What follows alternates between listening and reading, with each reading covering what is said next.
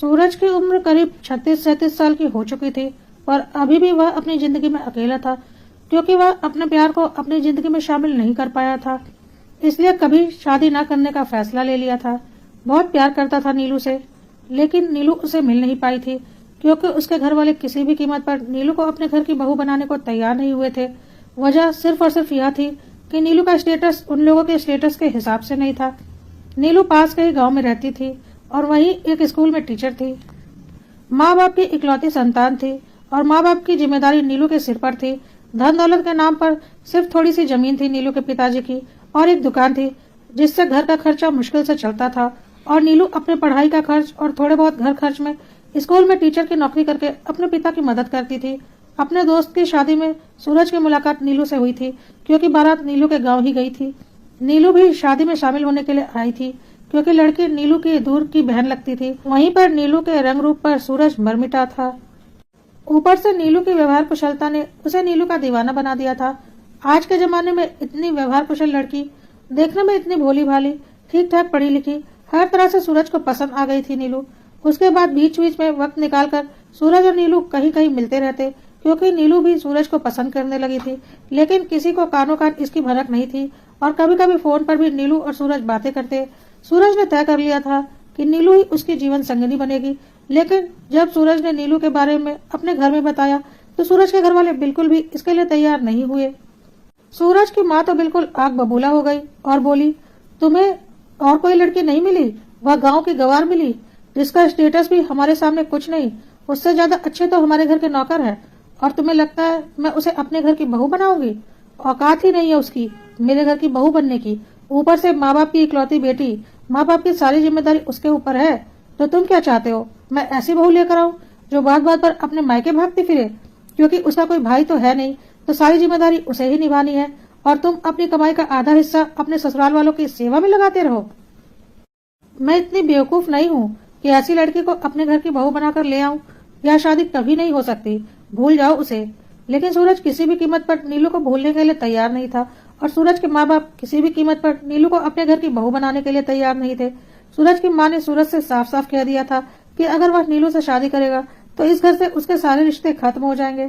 सूरज अपने माँ बाप से रिश्ता नहीं तोड़ना चाहता था, नहीं तो दुनिया यही कहती कि कल की मिली लड़की के लिए माँ बाप से रिश्ता तोड़ लिया। लेकिन इतने दिनों में नीलू को वह इतनी शिद्दत से चाहने लगा था कि वह किसी और को अपनी जिंदगी में लाने के लिए सोच भी नहीं सकता था। इसलिए सूरज ने बोल दिया कि मम्मी पापा, मैं आप लोगों से दूर नहीं रह सकता, आप लोगों से रिश्ता नहीं तोड़ सकता, लेकिन मैं नीलू के अलावा किसी और लड़की के बारे में सोच भी नहीं सकता। इसलिए ठीक है, अगर आप लोग नीलू को अपने घर की बहू नहीं बनाना चाहते तो कोई बात नहीं, लेकिन यह भी सच है कि मैं किसी और लड़की को अपने जीवन में नहीं लाऊंगा। मैं जिंदगी भर शादी नहीं करूंगा, क्योंकि मैं नीलू की जगह किसी और को कभी नहीं दे सकता हूँ। यह गलत होगा। सूरज के माँ बाप को लगा कि वह अभी प्यार में डूबा हुआ है, इसलिए ऐसी बातें कर रहा है। 1-2 साल में जब प्यार का भूत उतर जाएगा तो खुद ही शादी करने के लिए तैयार हो जाएगा। सूरज ने नीलू से बोल दिया था कि वह उसे माफ कर दे और कहीं और शादी कर ले। उसके माँ बाप किसी भी कीमत पर इस शादी के लिए तैयार नहीं हो रहे हैं। सूरज अपनी गलती मान रहा था कि उसने नीलू से किया वादा नहीं निभाया। नीलू ने सूरज से बोला, कोई बात नहीं, माँ बाप की जगह बीवी कभी नहीं ले सकती। माँ बाप की बात माननी चाहिए, उनके आशीर्वाद के बिना वैसे भी हमारा शादीशुदा जीवन कैसे शुरू होता। इससे अच्छा कि हम अलग हो जाएं। आप जहाँ आपके माँ बाप बोले वहीं शादी कर लीजिए। वैसे भी हम दोनों के परिवारों का कोई मेल नहीं है। मैं तो पहले ही आपसे बोल रही थी कि मेरे और आपके परिवार के स्टेटस में जमीन आसमान का फर्क है, और आपके घर वाले कभी तैयार नहीं होंगे। लेकिन आप मानने को तैयार नहीं थे। लेकिन अब तो सच्चाई जान ही चुके हैं, और आगे के जीवन के लिए आपको बधाइयाँ। मुझे भूल जाइएगा। लेकिन सूरज कभी भी नीलू को भूल नहीं पाया, और उसने आज तक शादी नहीं की। धीरे धीरे सूरज और उसके छोटे भाई और बहन की भी शादी हो चुकी थी, पर सूरज ने शादी नहीं की। सूरज के माँ बाप को लगता था समय के साथ सूरज नीलू को भूल जाएगा और शादी कर लेगा। लेकिन सूरज ने जो फैसला ले लिया वह ले लिया, और उसने कभी शादी न करने का फैसला ले लिया था। बहुत कोशिश की सूरज के माँ बाप ने कि वह शादी के लिए तैयार हो जाए। एक से एक लड़कियों के रिश्ते आ रहे थे सूरज के लिए, क्योंकि सूरज था ही ऐसा। देखने सुनने में बहुत ज्यादा स्मार्ट, बहुत बड़ी कंपनी में काम करता था, सैलरी 6 डिजिट्स में थी। किसी लड़की वाले को और क्या चाहिए होता है। परिवार से अच्छा खासा मजबूत था। लेकिन सूरज ने शादी नहीं करने की सोच ली थी तो सोच ली थी। अब तो माँ बाप ने बोलना भी छोड़ दिया था। सूरज के छोटे भाई और बहन के परिवार भी बढ़ चुके थे। उनके दो दो बच्चे भी हो चुके थे और सूरज अभी तक कुंवारा था। अब तो सूरज से किसी को कोई खास मतलब भी नहीं रहता। सब अपने अपने परिवार में खुश थे। सूरज के मम्मी पापा अपने रिश्तेदार, पार्टी, मंदिर, सोशल वर्क आदि में बिजी रहते। छोटा भाई अपना परिवार और अपने काम में व्यस्त रहता और सूरज के लिए उसके पास बिल्कुल वक्त नहीं था। बहन अपने ससुराल में खुश थी। कभी कभार मायके आती अपने बच्चों के साथ, तो छोटे भाई की पत्नी के साथ ही ज्यादा वक्त बिताती। सूरज से क्या ही बात करती। दोनों के बच्चे साथ मिलकर खेलते। उन्हें देखकर सूरज को बहुत अच्छा लगता, लेकिन वह अकेला अपने कमरे में बैठा रहता। किसी को उसकी कोई फिक्र नहीं थी, और रहती भी क्यों, सब अपने अपने परिवारों में व्यस्त थे। और शादी ना करने का फैसला सूरज का खुद का था। हालांकि सूरज के छोटे भाई बहन ने भी लव मैरिज की थी, लेकिन उनकी शादी में माँ बाप ने कोई नाराजगी नहीं दिखाई थी, बल्कि खुशी खुशी शादी के लिए तैयार हो गए थे, क्योंकि छोटे भाई और छोटी बहन ने अपने स्टेटस के हिसाब से जीवन साथी चुना था, जो कि हर तरह से उनके परिवार में फिट बैठता था। इसलिए माँ बाप को कोई ऐतराज नहीं था और खुशी खुशी उनकी शादी उनके मनचाहे साथी के साथ कर दी थी। बस सूरज ही अकेला रह गया था। लेकिन अब सूरज को ऐसा लग रहा था कि उस वक्त उसे नीलू से शादी कर ही लेनी चाहिए थी, माँ बाप के खिलाफ जाकर, क्योंकि माँ बाप की इज्जत की खातिर उसने नीलू से शादी नहीं की थी। माँ बाप के लाख कोशिश करने के बाद भी वह कभी भी शादी के लिए तैयार नहीं हुआ, क्योंकि उसने उसी वक्त सोच लिया था कि वह नीलू के अलावा किसी और लड़की से शादी नहीं करेगा। आज वह अकेला है और भाई बहन तो छोड़ो, माँ बाप के पास भी फुर्सत नहीं है उससे दो पल बात करने के लिए। वह यह भी नहीं सोचते कि उनके एक फैसले की वजह से ही वह आज अकेला है। यदि वह चाहता तो उनके फैसले के खिलाफ जाकर अपना मनचाहा जीवन साथी चुन सकता था, पर उसने उनके फैसले का मान रखा। पर आज वह उसके लिए ही वक्त नहीं निकाल पाते थे, क्योंकि उनके पास जो वक्त होता था वह अपने पोते पोतियों, नाती नतनी के लिए होता था। और हो भी क्यों ना, आखिर सूरज के पास था ही क्या सिवाय अकेलेपन के। कुछ दिन उन्होंने सूरज को शादी के लिए मनाया था, लेकिन जब सूरज नहीं माना तो आराम से छोटे भाई बहनों की शादी कर दी थी, और फिर कभी सूरज को शादी के लिए बोला भी नहीं। एक बार भी माँ बाप ने यह नहीं सोचा कि सूरज अपनी जिंदगी में कितना अकेला है। उन्हें तो बस अपने रुतबे की पड़ी थी, अपने स्टेटस की पड़ी थी। अगर वह नीलू से शादी के लिए हाँ कर देते तो अब आज सूरज का अपना परिवार होता, पर नहीं, किसी को सूरज की कोई फिक्र नहीं थी। सूरज को सब बहुत अच्छे से दिख रहा था। सूरज ने जिंदगी में बहुत पैसा कमाया था, पर वह पैसा उसके किस काम का था जब उसका कोई परिवार ही नहीं था। भाई और बहन के परिवार उससे कोई मतलब ही नहीं रखते थे। उनका मतलब सिर्फ तभी होता था जब उन्हें पैसों से काम होता था, क्योंकि उन्हें लगता था सूरज का कोई परिवार तो है नहीं, तो उसके सारे पैसों पर उनका और उनके बच्चों का ही पूरा हक है। इसलिए जब भी जरूरत पड़ती सीधे सूरज भाई के पास पैसों के लिए बोल देते कि भाई बच्चों के एडमिशन के लिए 2 लाख रुपए चाहिए, आप दे देना। भाई मुझे नई गाड़ी लेनी है, 3 लाख कम पड़ रहे हैं, आप दे देना। और सूरज चुपचाप पैसे उन्हें दे देता था, क्योंकि सूरज को पता था उन्हें बस उसके पैसों से मतलब है और कोई लगाव नहीं है। सूरज को समझ में आ चुका था कि कल को अगर उसे कुछ हो जाएगा तो कोई उसे पूछने वाला नहीं है। हाँ, उसके पैसों पर जरूर सबका ध्यान जाएगा। माँ बाप भी सूरज को कोई खास महत्व नहीं देते थे, क्योंकि उनके हिसाब से सूरज ने उन्हें क्या ही खुशियाँ दी हैं। खुशियाँ तो बाकी दोनों बच्चों ने दी हैं। नाती पोते देकर सूरज की जिंदगी बिल्कुल बेजान थी। एक मशीन की तरह जी रहा था वह। ऑफिस जाता, घर आता, पैसे कमाता, बस और कुछ नहीं। जितनी देर घर में रहता अपने कमरे में बंद रहता। सूरज को धीरे धीरे इन सब चीजों से बहुत नफरत होने लगी थी। एक दिन तो हद ही हो गई। सूरज अपने ऑफिस में बेहोश हो गया। शायद बीपी बढ़ गया था। ऑफिस से उसके घर फोन आया कि वह ऑफिस में बेहोश हो गया है, आप लोग इन्हें घर ले जाइए। लेकिन कोई भी उसके ऑफिस उसे लेने नहीं आया, तो ऑफिस से खुद ड्राइवर के साथ सूरज को उसके घर भेज दिया गया। घर जाकर सूरज ने देखा किसी को कोई फर्क नहीं पड़ रहा है, सब अपने अपने काम में लगे हैं। उल्टा घर में घुसते ही छोटे भाई ने ताना मारा, आपके ऑफिस वालों को कोई काम नहीं है क्या? छोटी छोटी बातों के लिए हमें फोन कर देते हैं।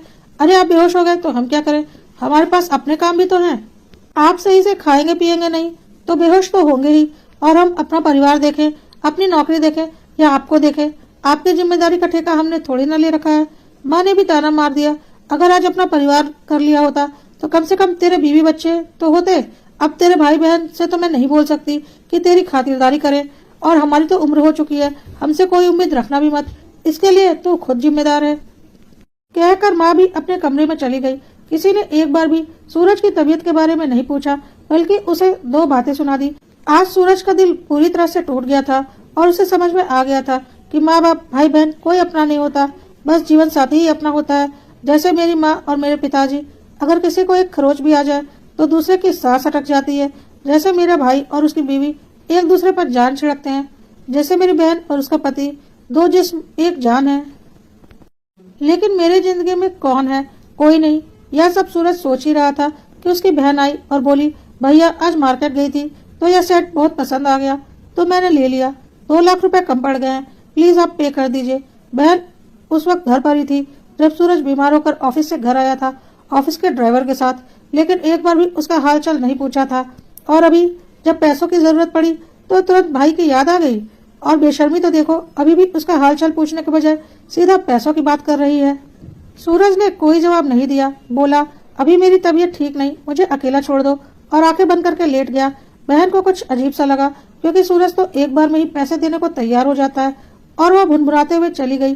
क्या करोगे इतने पैसों को रखकर, जब उन पैसों को कोई भोगने वाला ही नहीं है। 2 लाख क्या मांग लिए, जैसा लग रहा है इनकी किडनी मांग ली। क्या मेरे पास पैसे नहीं है? मैं खुद पे कर दूंगी, भाड़ में जाए उनके पैसे। और पता नहीं क्या क्या बोलते हुए बहन बाहर निकल गई। सूरज को समझ में आ गया कि अब तक जब इतनी बार पैसे दे चुका, तब तक तो एक बार भी शुक्रिया तक नहीं कहा। आज पहली बार जब पैसे नहीं दिए, बल्कि मना भी नहीं किया, सिर्फ तबीयत खराब होने की बात कही, तो इतनी खराब बातें बहन के मुंह से निकली। सब पैसों के लिए उसके मित्र हैं, यह बात सूरज को समझ में आ गई थी। कुछ दिनों से सूरज गौर कर रहा था कि उसका छोटा भाई और उसकी बीवी आपस में कुछ बातें करते रहते हैं सूरज के बारे में, और वह कुछ समझ नहीं पा रहा था। एक दिन सूरज पानी पीने के लिए अपने कमरे से बाहर किचन की तरफ जा रहा था। रास्ते में छोटे भाई का कमरा पड़ता था और उसे कमरे से आवाजें आ रही थी। अपना नाम सुनकर सूरज रुक गया और उनकी बातें सुनने लगा। छोटा भाई अपनी पत्नी को समझा रहा था, देखो सूरज भाई के पास पैसे बहुत हैं, बहुत बड़ी कंपनी में बहुत ऊंचे ओहदे पर काम करते हैं, खर्चे के नाम पर कुछ भी नहीं है। मेरे से तो बहुत ज्यादा कमाते हैं, और परिवार वगैरह कुछ है नहीं। बहन को जब देखो तब आकर उन्हें लूटती रहती है। धीरे धीरे सारे पैसे वही निकलवा लेगी। मम्मी पापा भी जब तब सूरज भाई से पैसे लेते रहते हैं और उठाकर बहन को ही देते रहते हैं, तो सूरज भाई के सारे पैसे तो वही उड़ा रही है। हमारे हाथ क्या लग रहा है? कभी कभी थोड़े बहुत पैसे उससे निकलवा पाते हैं। एक काम करो, एक बच्चा और पैदा करते हैं और सूरज भाई को समझा देंगे कि वह हमारे बच्चे को गोद ले लें, वह उनका वारिस होगा। और बच्चा गोद लेने की खुशी में वह बहुत खुश हो जाएंगे, क्योंकि उनका अपना कोई परिवार तो है नहीं, और अपनी सारी संपत्ति हमारे बच्चे के नाम कर देंगे। बच्चा तो हमारा ही रहेगा ना, और कल को वह सारी संपत्ति भी हमारी हो जाएगी। कहने का तो उनका बच्चा रहेगा, पर खून तो हमारा ही रहेगा। पालोगी तो तुम ही, क्योंकि उनकी कोई पत्नी तो है नहीं। नाम के लिए बस बच्चा उनका हो जाएगा, माँ बाप तो हम ही रहेंगे, करीब तो वह हमारे ही रहेगा, और इस तरह से उनकी सारी संपत्ति हमारे पास आ जाएगी। और फिर जब वह उसे अपना बच्चा मान लेंगे, तो जब तक बहन को या मम्मी पापा को लाखों रुपए उठाकर नहीं देते रहेंगे, और वह सारे पैसे हमारे पास आ जाएंगे। भाई की पत्नी बोल रही थी, हाँ बात तो तुम सही बोल रहे हो, पैसे तो बहुत है भाई साहब के पास, यह तरीका सही है। तुम पहले भाई साहब को बच्चे के लिए कन्विंस करो, फिर हम बच्चा प्लान करते हैं, और अपने घर का बच्चा रहेगा तो किसी को कोई ऐतराज भी नहीं होगा, और उन्हें एक वारिस भी मिल जाएगा, और वह खुशी खुशी इसके लिए तैयार हो जाएंगे। यह सब सुनकर सूरज अंदर तक हिल गया कि कोई पैसों के लिए इस हद तक साजिश कर सकता है, और भी अपने सगे भाई के साथ। सूरज को समझ में आ गया था कि यह दुनिया सिर्फ और सिर्फ पैसों के लिए है, उसका कोई नहीं। अपना परिवार तो उसने कभी बनाया नहीं, और उसके भाई बहन सिर्फ और सिर्फ उसके दौलत के पीछे पड़े हुए हैं, उससे किसी को कोई लेना देना नहीं। सूरज ने सोच लिया था कि अब वह उनकी कोई साजिश कामयाब नहीं होने देगा, और अपनी जिंदगी के सारे फैसले वह खुद करेगा, किसी और को अपनी जिंदगी का फैसला नहीं करने देगा, क्योंकि बहुत पहले उसने अपनी जिंदगी का फैसला अपने माँ बाप के हाथ में छोड़ दिया था, और उस एक फैसले से उसकी पूरी जिंदगी बर्बाद हो चुकी है। अब वह अपने लिए खुद सोचेगा, और अच्छा ही हुआ आज उसने अपने भाई और उसकी पत्नी की बातें सुन ली, और उसे समझ में आ गया कि हाँ, अपना एक वारिस होना बहुत जरूरी है, और अब वह अपना एक वारिस जरूर इस दुनिया में लाएगा, लेकिन वह वारिस उसका अपना होगा, उसकी अपनी औलाद होगी, ना कि किसी और की औलाद। और सूरज ने सोच समझकर एक बहुत बड़ा फैसला ले लिया। अगले दिन वह शहर के बहुत बड़े गायनेकोलॉजिस्ट के पास गया और बोला, मैंने सुना है आप सरोगेसी से बच्चे पैदा करवाती हैं। गायनेकोलॉजिस्ट ने बोला, हाँ, जिन कपल्स को दिक्कत है, स्वाभाविक तरीके से जिनकी औलाद जन्म नहीं ले सकती, बच्चा माँ के गर्भ में सरवाइव नहीं कर पाता, उनके लिए हम सरोगेट मदर द्वारा बच्चा पैदा करवाते हैं। लेकिन सरोगेसी के लिए महिला आपको खुद लानी पड़ेगी, और कुछ नियम होते हैं उसके लिए, जैसे वह 25 साल से अधिक उम्र की हो, शादीशुदा हो, उसके कम से कम 2 बच्चे हो, वही औरत सरोगेसी से बच्चा पैदा कर सकती है। तो आप सरोगेट मदर और अपनी वाइफ को पहले लेकर आइए, फिर बात करते हैं इस बारे में। सूरज ने डॉक्टर से बोला, लेकिन डॉक्टर साहब एक प्रॉब्लम है, मेरी शादी नहीं हुई। डॉक्टर ने बोला क्या, फिर आप बच्चा क्यों चाहते हैं, और बिना पत्नी के आप बच्चे का क्या करेंगे। सूरज ने बोला मेरी जिंदगी में कोई नहीं है और मुझे मेरा वारिस चाहिए। मैं चाहता हूँ मेरा वारिस मेरा खुद का बच्चा हो, ना कि किसी और का। मैं चाहता हूँ मेरा वारिस मेरा अपना खून हो, इसलिए मैं अपनी संतान पैदा करवाना चाहता हूँ। सरोगेट मदर का इंतजाम आप कीजिए, जो भी लीगल फॉर्मेलिटीज और पैसे होंगे वह मैं देख लूंगा। डॉक्टर ने बोला हमारे क्लिनिक में कुछ महिलाएं हैं जो सरोगेसी का काम करती हैं, आप उनसे मिलकर सारी बातें कर लीजिए और पसंद कर लीजिए कि आपको किसके गर्भ से अपने बच्चे को पैदा करवाना है। उसके बाद आप मुझसे मिलिए, पहले महिलाओं से मिलकर बात कर लीजिए। सूरज डॉक्टर के द्वारा बताई गई महिलाओं से मिल लिया, पर उसे कोई भी महिला ऐसी नहीं लग रही थी जो उसके बच्चे को जन्म देने के लायक हो, क्योंकि वह चाहता था उसका बच्चा हर तरह से काबिल पैदा हो और सरोगेट मदर का अंश तो उसमें आएगा ही, क्योंकि वह तो अपना आधा हिस्सा ही अपने बच्चे को दे सकता है। इसलिए वह हर तरह से परफेक्ट औरत को ढूंढ रहा था, जो कि डॉक्टर द्वारा बताई गई औरतों में से कोई भी नहीं थी। वह बहुत परेशान था कि वह क्या करे। परेशान हालत में वह हॉस्पिटल के बाहर चुपचाप बैठा हुआ था कि अब वह क्या करेगा, डॉक्टर से क्या बोलेगा कि उसे कोई भी महिला अपने बच्चे के लिए पसंद नहीं आई। एक तो वह अविवाहित, वैसे ही उसे ऐसा करने में काफी दिक्कतों का सामना करना पड़ेगा, ऊपर से सरोगेट मदर मिलना भी आसान नहीं। तभी एक वार्ड बॉय उसके पास आया और बोला जी आपको सरोगेट मदर की जरूरत है। सूरज ने बोला हाँ, लेकिन यहाँ अस्पताल में जो भी महिलाएं हैं मुझे उनमें से कोई भी अपने बच्चे के लिए परफेक्ट नहीं लगती। वार्ड बॉय ने बोला मेरे पास भी कुछ महिलाएं हैं, आप चाहे तो मैं उनसे मिलवा सकता हूँ, पर हाँ वह शादीशुदा नहीं है और बहुत मजबूर है, किसी मजबूरीवश वह ऐसा काम करती हैं। लेकिन आप चिंता मत कीजिए, सारे पेपर वगैरह सही मिल जाएंगे। पेपर में लिखा होगा कि वह शादीशुदा है और 2 बच्चों की माँ भी है, ताकि आपको लीगल फॉर्मेलिटीज पूरी करने में कोई दिक्कत ना हो। बस मैं अपना कुछ कमीशन लूंगा, बाकी मैं आपको महिलाओं से मिलवा दूंगा, आप उनसे पैसों की बात कर लेना। डॉक्टर साहब को बताने की कोई जरूरत नहीं है, आप बोल देना कि यह मेरी जानने वाली है और आपको आपके बच्चे के लिए सरोगेट मदर मिल जाएगी और उस गरीब महिला का भला भी हो जाएगा जो बहुत मजबूरीवश ऐसा काम करती है। सूरज ने बोला मेरी भी बहुत मजबूरी है, मुझे वारिस चाहिए, तो मुझे महिलाओं से मिलवा दो, मैं बात कर लूंगा। वार्ड बॉय ने सूरज को 4-5 लड़कियों से मिलवाया, पर फिर भी सूरज को कोई भी समझ में नहीं आई। अब तो बस एक ही लड़की बची है, पर उसका चार्ज बहुत ज्यादा है, बहुत ज्यादा पैसे लेगी वह, और वह आपको जरूर पसंद आ जाएगी। आप बोले तो उससे मिलवा दूं। पैसों की चिंता क्यों करते हो तुम, मुझे लड़की से मिलवाओ, पैसों की बात मैं देख लूंगा। उसके बाद वार्ड बॉय सूरज को एक लड़की से मिलवाने ले गया और लड़की के पास जाकर खुद बाहर चला गया और बोला आप बात कर लीजिए। सूरज ने जब लड़की को देखा तो हैरान रह गया, वह और कोई नहीं नीलू थी। सूरज हैरानी से बोला अरे नीलू, तुम यह काम कैसे करने लगी, तुम सरोगेट मदर का काम करती हो, लेकिन क्यों, ऐसी क्या मजबूरी आ गई। नीलू ने बोला मजबूरी है, तभी तो अपनी कोख बेचने पर मजबूर हूँ। कौन औरत भला खुशी खुशी अपनी कोख की बोली लगाएगी। मेरे घर की स्थिति से तो तुम अच्छे से वाकिफ हो, जैसे तैसे घर का गुजारा होता था, तुम तो सब कुछ जानते ही हो। मेरा कोई भाई या बहन तो है नहीं और घर की आर्थिक हालत भी कुछ खास नहीं थे और माँ बाप की सारी जिम्मेदारी भी मेरे ऊपर ही है। तुमसे दूर होने के कुछ दिनों बाद ही पिताजी की दोनों किडनी खराब हो गई। एक किडनी तो पूरी तरह से खराब हो गई और दूसरी किडनी मात्र 20% काम कर रही थी, जो कि ज्यादा से ज्यादा 1 साल और पिताजी को जीवित रख सकती थी। काफी खर्च हुआ उनके इलाज में और पैसे तो हमारे पास थे नहीं। डॉक्टर ने बोला तुरंत किडनी ट्रांसप्लांट करनी पड़ेगी। माँ अपनी किडनी देने को तो तैयार थी, लेकिन ऑपरेशन के लिए पैसे कहाँ से लाते, और माँ पापा के अलावा मेरा इस दुनिया में था ही कौन। अगर पापा को कुछ हो जाता तो माँ तो जीते जी मर जाती और शायद ज्यादा दिन जिंदा नहीं रहती, फिर तो मैं इस दुनिया में बिल्कुल अकेली रह जाती और मैं किसके सहारे रहती। डॉक्टर ने 1 साल का वक्त दिया था पिताजी की किडनी का ट्रांसप्लांट करने के लिए, क्योंकि दूसरी किडनी अभी पूरी तरह से खराब नहीं हुई थी। 1 साल का वक्त पिताजी के पास था। मैंने बोला मैं कुछ भी करके पैसों का इंतजाम कर दूंगी, आप लोग चिंता मत कीजिए। लेकिन इतनी बड़ी रकम मैं कहाँ से लाती। मैं शहर आ गई नौकरी की तलाश में, मम्मी पापा को अकेले छोड़कर। बहुत कोशिश की नौकरी ढूंढने की, और अगर नौकरी मिलती तो इतने कम पैसों की कि खुद का गुजारा मुश्किल होता, तो मैं घर क्या पैसे भेजती, और अगर कहीं ज्यादा पैसे मिलते तो वही औरत को देखकर गंदी नजर उठाने वाले गंदे लोग ही वैसी नौकरी देते, और नौकरी देने का उनका उद्देश्य मैं अच्छे से समझ जाती। मैं वह नौकरी अस्वीकार कर देती। तुम सोच भी नहीं सकते एक अकेली लड़की को एक ढंग की नौकरी मिलना कितनी मुश्किल बात है। ऊपर से मेरे पास कोई खास डिग्री भी नहीं थी। मैंने मम्मी पापा से झूठ बोला कि मुझे शहर में बहुत बड़ी नौकरी मिल गई है और मैं थोड़ी थोड़ी वक्त पर पैसे भेजा करूंगी। और फिर 1 साल के अंदर पिताजी का इलाज हम करवा लेंगे, क्योंकि मेरी मुलाकात अस्पताल के इस वार्ड बॉय से हो गई थी और इसने मुझसे बोला था कि बिना इज्जत गंवाए बच्चे पैदा करके सरोगेसी के द्वारा अच्छे खासे पैसे कमा सकती हो, बस मुझे मेरा कमीशन दे देना। और मुझे उसका सुझाव पसंद आया। अच्छे पैसे मिल रहे थे और मुझे इज्जत भी गंवानी नहीं पड़ रही थी।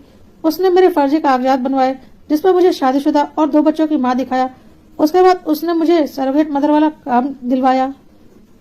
मैं देखने में खूबसूरत हूँ, इसलिए हर कोई चाहता है कि उनका बच्चा मेरी ही कोख में पले, और मैं पढ़ी लिखी भी हूँ। माँ की छवि तो बच्चे में आएगी ही, इसलिए मुझे सरोगेसी के अच्छे खासे पैसे मिल जाते हैं। मैंने बहुत अमीर कपल के बच्चे को अपनी कोख में पाला और जन्म दिया। उसके लिए मैंने उससे 50 लाख रुपए लिए और उन पैसों से मैंने अपने पापा का इलाज करवाया। माँ पापा को तो आज तक नहीं पता कि वह पैसा मैंने कैसे लेकर आई थी। उसके बाद एक बार और मैंने ऐसे ही एक अमीर जोड़े के लिए सरोगेट मदर बनी। इस बार मैंने 60 लाख रुपए लिए और थोड़े थोड़े करके मैं महीने के हिसाब से अपने घर पैसे भेजती हूँ, ताकि उन्हें शक ना हो और उन्हें लगे कि मैं कोई बहुत बड़ी नौकरी कर रही हूँ। और अब तुम हो जो मुझे अपने बच्चे की सरोगेट मदर बनाना चाहते हो। इसी के लिए आए हो ना? 8 सालों में तीसरी बार माँ बनने जा रही हूँ। तुम बताओ क्या दिक्कत हो गई? तुम्हारी पत्नी को कोई दिक्कत है क्या बच्चा होने में, जो तुम्हें सरोगेट मदर की जरूरत पड़ गई? सूरज ने बोला, मैंने तुमसे बोला था ना नीलू, मैं तुम्हारे अलावा किसी और से कभी शादी नहीं करूंगा, तो तुमने सोच भी कैसे लिया कि मेरी कोई पत्नी होगी? क्या तुम्हारी कोई पत्नी नहीं है और तुम पिता बनना चाहते हो? ऐसे कैसे? सूरज ने बोला, क्योंकि तुम मेरी जिंदगी में नहीं हो और तुम्हारे अलावा मैं किसी और के बारे में सोच भी नहीं सकता। इसलिए मैंने कभी शादी नहीं की। पर अब मैं अपनी जिंदगी में बहुत अकेला हो गया था, खुद को अकेला महसूस करता था और समझ गया था कि सिर्फ जीवन साथी ही अपना होता है और कोई नहीं। काश उस वक्त मैंने माँ पिताजी के खिलाफ जाकर तुमसे शादी कर ली होती, तो आज हम सुखी जीवन जी रहे होते और हमारी अपनी संतान होती। तुम्हारे बिना मेरा जीवन वीरान है। नीलू, पैसे तो बहुत कमाए मैंने जिंदगी में, लेकिन उनका उपयोग करने वाला कोई नहीं। बस कुछ स्वार्थी लोग हैं, मेरे पैसे का उपभोग कर रहे हैं, जिन्हें मेरे जीने या मरने से कोई फर्क नहीं पड़ता। मुझसे किसी को कोई लगाव नहीं, मैं उनके लिए मात्र एक बोझ हूँ। इसलिए मैंने सोच लिया मुझे मेरी संतान चाहिए। नीलू ने बोला, पैसे तो मैंने भी बहुत कमाया सरोगेसी से, लेकिन अकेली तो मैं भी बहुत हूँ। शादी तो आज तक मैंने भी नहीं की और ना ही अब कर सकती हूँ। अब तो बस इसी इंतजार में रहती हूँ कि कोई अमीर कपल आए और मुझे अपने बच्चे के लिए सरोगेट मदर चुन ले और मैं एक मोटी रकम ले सकूं। बस उसके बाद कोई नया काम नहीं करूंगी, क्योंकि मेरी भी तो अब उम्र हो रही है। कब तक क्या काम करूंगी? एक मोटी रकम लेकर फिर आराम से मम्मी पापा के साथ गांव में रहूंगी, जिंदगी कट जाएगी। वैसे भी मम्मी पापा का सहारा तो मैं ही हूँ। बस अब यह आखिरी बार मैं सरोगेट मदर बन रही हूँ, क्योंकि बहुत मुश्किल होता है। 9 महीने औलाद को अपनी कोख में पालो और उसके बाद किसी और को दे दो, कलेजा कांप जाता है। मेरे दिल पर क्या गुजरती है तुम सोच भी नहीं सकते, लेकिन मजबूरी इंसान से बहुत कुछ करवा देती है। अच्छा चलो छोड़ो, यह सब बातें तो बहुत हो गई, अब कुछ काम की बातें कर लेते हैं। मैं तुम्हारे बच्चे की सरोगेट मदर बनने को तैयार हूँ, लेकिन 1 करोड़ से कम रुपए नहीं लूंगी, क्योंकि यह मेरी आखिरी सरोगेसी होगी। उसके बाद मैं यह काम हमेशा के लिए छोड़ रही हूँ। सूरज ने बोला, मुझे मेरा बच्चा चाहिए, हर हाल में चाहिए, और तुमसे ही चाहिए नीलू, लेकिन इस तरह से नहीं, प्राकृतिक रूप से। मैं और तुम माँ बाप बनेंगे, हमारे बच्चे होंगे। मैं तुमसे शादी करना चाहता हूँ नीलू। नीलू ने बोला, पागल हो गए हो क्या सूरज? मेरी असलियत जानते हुए भी मुझसे शादी करोगे? सब कुछ तो बता दिया अपने बारे में। जब शादी का वक्त था तब तुम माँ बाप के खिलाफ नहीं जा पाए, और अब जब वक्त और हालात दोनों हाथ से निकल चुके हैं तो मुझसे शादी करने की बातें कर रहे हो। अब मैं तुम्हारे लायक नहीं बची हूँ। मैं भले ही कुंवारी हूँ, लेकिन मैंने 2 बच्चों को जन्म दिया है, किसी और के बच्चों को। मैं तुमसे शादी नहीं कर सकती नीलू। तुम अभी भी मेरे लिए उतनी ही पवित्र हो जितनी की पहले थी। तुमने जो कुछ भी किया अपनी मजबूरी में किया, और कोई गलत काम तो नहीं किया, कोई पाप तो नहीं किया, बल्कि किसी को खुशियां ही दी हैं। मुझे इसमें कोई खराबी नहीं लगती और मुझे इससे कोई दिक्कत नहीं है। लेकिन हाँ, अब तुम यह काम नहीं करोगी, बल्कि तुम एक सम्मान की जिंदगी जियोगी अपने पति के साथ, मेरे साथ, और जल्द ही हमारा भी एक बच्चा होगा, हमारा वारिस होगा। नीलू ने बोला, यह कैसी बातें कर रहे हो? ऐसा कैसे हो सकता है सूरज? सूरज ने बोला, सब कुछ हो सकता है, बस हमें हमारी जिंदगी के लिए फैसला लेना होगा।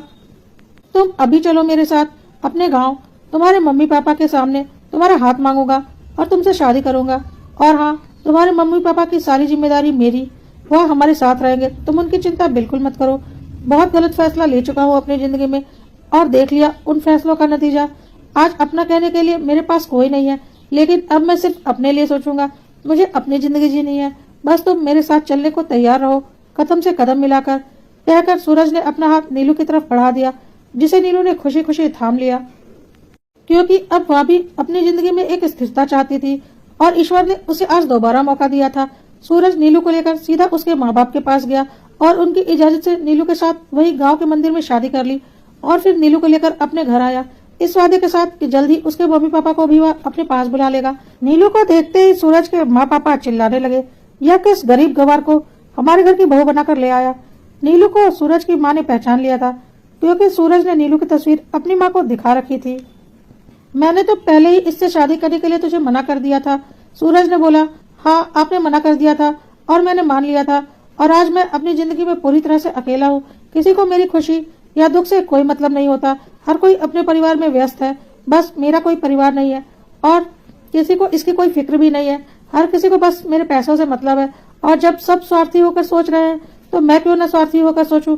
अब मुझे भी मेरा परिवार चाहिए, मेरी पत्नी चाहिए, मेरे बच्चे चाहिए। तो नीलू अब मेरी पत्नी है और इस घर की बड़ी बहू है। सूरज की माँ ने बोला, यह बोलने से क्या होता है, मैं कभी इसे अपने घर की बहू नहीं मानूंगी और यह घर मेरा है। सूरज ने बोला, मुझे पता था आप लोगों का यही जवाब होगा। आपका घर आपको मुबारक हो, मुझे आपके घर से कोई लेना देना नहीं। हाँ, मैं आपका बेटा हूँ तो एक बेटे का फर्ज जरूर निभाऊंगा। जब कभी भी आप लोगों को मेरी जरूरत होगी मैं आप लोगों को हाजिर मिलूंगा, लेकिन अब मैं अपना परिवार बसा लूंगा अपनी पत्नी और बच्चों के साथ। आप लोगों से मुझे कोई शिकायत नहीं, आप हमारे परिवार में हमेशा शामिल रहेंगे। भले आप मुझे अपना बेटा माने या ना माने, आप हमारे माँ बाप हैं और हमेशा रहेंगे। इसलिए मैं नीलू को लेकर अलग घर में जा रहा हूँ, मेरा अपना घर, नीलू का घर, जहाँ की मालकिन नीलू होगी। यह कहकर सूरज नीलू को लेकर घर से निकल पड़ा। साथ ही साथ नीलू से सूरज ने बोला कि अपने मम्मी पापा को फोन करके शहर बुला ले अपने नए घर में। नीलू और सूरज कार में बैठकर अपने नए घर की तरफ जा रहे थे, एक नई जिंदगी की उम्मीद लिए, जहाँ चारों तरफ खुशियां ही खुशियां थी।